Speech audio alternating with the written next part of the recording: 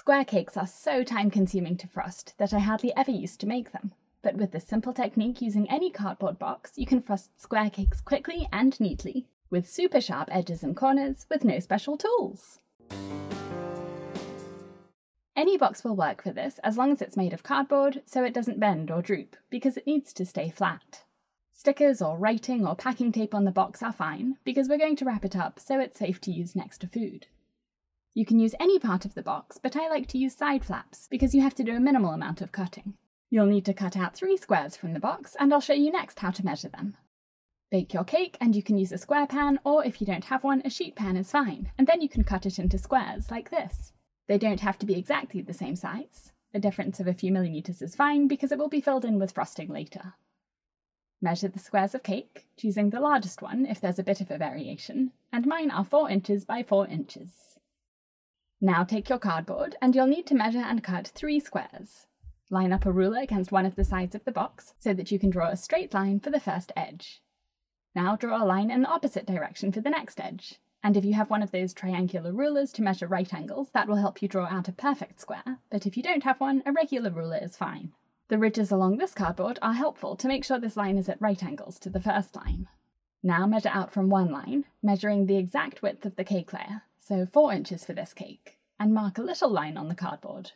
Move the ruler a bit further up and do the same again, and this will make sure the next line is at right angles to make a perfect square. Draw a line connecting the 2 little lines. For the last line, measure the same distance, drawing another 2 lines, and connect those to finish the square. Cut the square out carefully, making sure the sides are smooth and the corners are sharp, not rounded. Follow the same steps to draw 2 more squares, and these both need to be the same size, which can be whatever you choose as long as it's between ½ inch and 1 inch bigger than the width of your cake. I recommend 3/4 of an inch bigger, and I'll show you why when I frost the cake. To make these cardboard box squares food safe and to give them even smoother edges, we're going to wrap them very tightly with parchment paper. Fold 2 opposite sides over the square and tape them down, pulling the parchment as tightly as you can for the snuggest fit, so there are no wrinkles, and that will give you the straightest sides and sharpest corners on your cake. Trim the ends off the parchment if they're really long, like mine are, and then wrap up the square the same way you'd wrap a present in a box, folding triangles at each side and then flipping the end section over the square, making sure the corners line up to make a sharp point, and then tape them down. Now you'll have a perfect square, wrapped up neatly so it's clean and smooth. Wrap all 3 cardboard box squares up like this, so you'll have 1 square the same size as the cake and 2 slightly bigger squares. The reason you'll need 3 is this. The bigger squares are going to be your guides around the edge of the cake of how much frosting you need, and to guide your frosting smoother to get smooth sides on the frosting. You'll start with a large square, then the small square, which the cake will sit on, so the cake will go here, and then you'll place a large square directly on top. Here's a quick diagram to explain it better, and then I'll show you how it works in reality. So this is one of the large cardboard box squares at the bottom, with the small square taped on top. Assemble your cake on top of the small square, which is the same size as the cake, and cover the cake in a crumb coat of frosting. Put more frosting on top, press the second large square onto it, spread frosting all around the cake and smooth it, and then remove the top square board. Remove the bottom square board, just the big one, because if you turned it over, you'd still see the little square board attached to the cake. Slide a big cake board under the cake to decorate and serve it on. Okay, now this is what it really looks like. Here are my cake layers. 1 cardboard box square the same size as the cake layers, and 2 bigger ones, which will go at the top and bottom while you're frosting the cake. Starting with just the small square, spread or pipe a little bit of buttercream onto the square and press your first layer of cake onto it. Spread or pipe buttercream on top, or whatever filling you're using, and then continue layering cake and filling to assemble your cake. The dot of buttercream on the cake board at the bottom of the cake is really important because it holds the entire cake in place while you frost it. Line your cake layers up directly over each other so that the cake is straight and not leaning over sideways, and then chill the cake in the fridge for about an hour so that the cake firms up and is less crumbly, and then spread frosting all over it. I like to frost the cake on a larger cake board, and you can attach the cake on its small cardboard box square with a ring of tape, or a little piece of a non-slip mat. This layer of frosting is called a crumb coat, and it's going to cover the cake completely to lock in the moisture and also to trap any crumbs that come off the cake now, so that they don't get into the final coat of frosting. If you're enjoying this tutorial, please click the thumbs up button. Subscribe to my YouTube channel for a new cake decorating tutorial every week, and remember to click the notification bell so you don't miss one. Smooth this frosting, scraping with your frosting smoother from one side to the middle, and then from the other side to the middle. because if you scrape all the way across a side, your frosting smoother can pull off the frosting off the second edge with it. Don't worry about getting the frosting perfect because we're going to cover it up, but what's important is that all of the cake is covered up, so there's no cake sticking out through the frosting anywhere, and also the crumb coat needs to be quite thin and without any lumps of frosting sticking out, because those might poke through the final coat of frosting later. If you're going to use a different colour for the final coat of frosting, mix that now. Let the crumb coat set for about 30 minutes in the fridge and then slide an offset spatula underneath the cake to separate it from the large cake board and lift the cake up, still on the little cardboard box square. Put one of the large squares down and a ring of tape and press the cake on its small square down onto that, centering it in the middle of the square. To frost the cake, start with the top and spread on a generous amount of frosting, making sure it goes all the way over the edges of the cake to prevent air bubbles later. Add some extra frosting to the corners, since those are the areas where the frosting typically droops. Don't worry about getting this frosting smooth. Place the second large cardboard box square on top, lining it up as well as you can over the bottom square, and then use your frosting smoother to make sure it's lined up, resting the base of the frosting smoother down on the cake board and then pushing it gently towards the cake so that it touches the edges of both the top and bottom square. When you're happy with the position of the square, push down firmly to secure the square to the frosting on the cake. There will probably be gaps of air around the corners, and that's fine for now.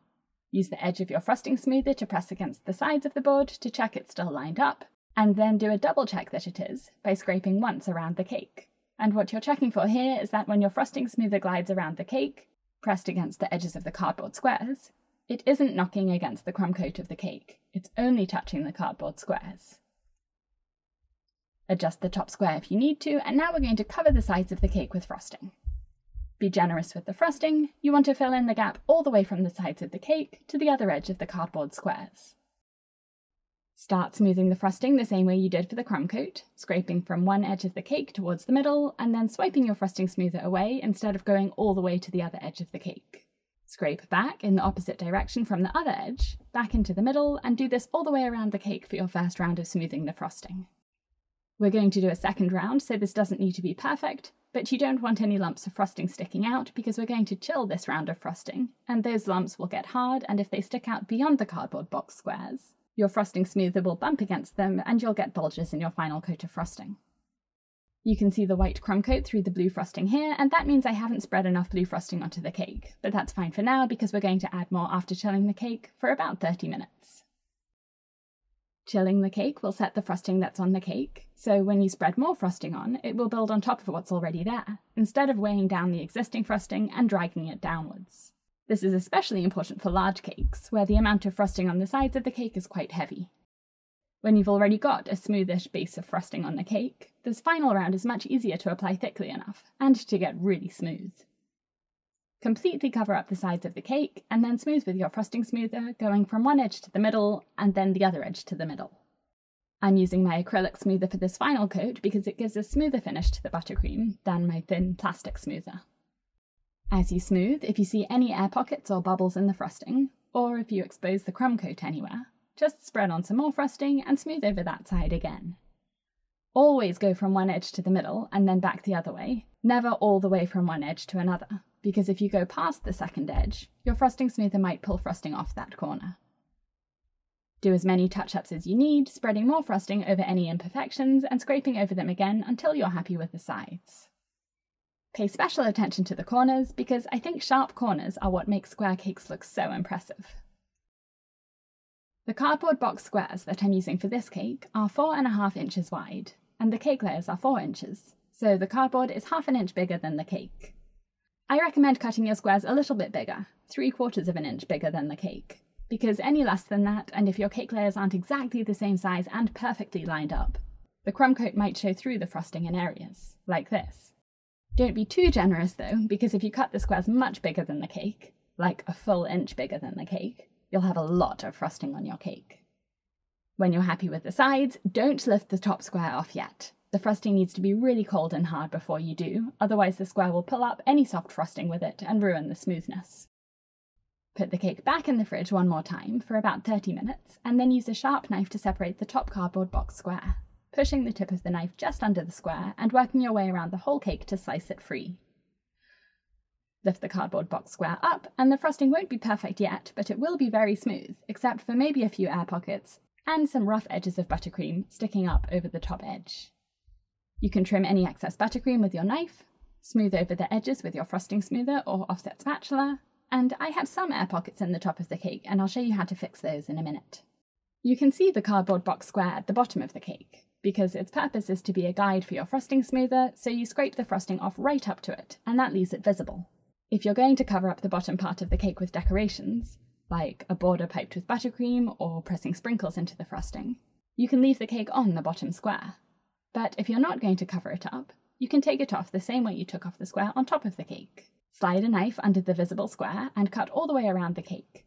Your knife will be in between the big square and the little square, which the cake is sitting on, and because of that dot of buttercream you spread on right at the beginning, the cake is still attached to that little square, and it will stay attached.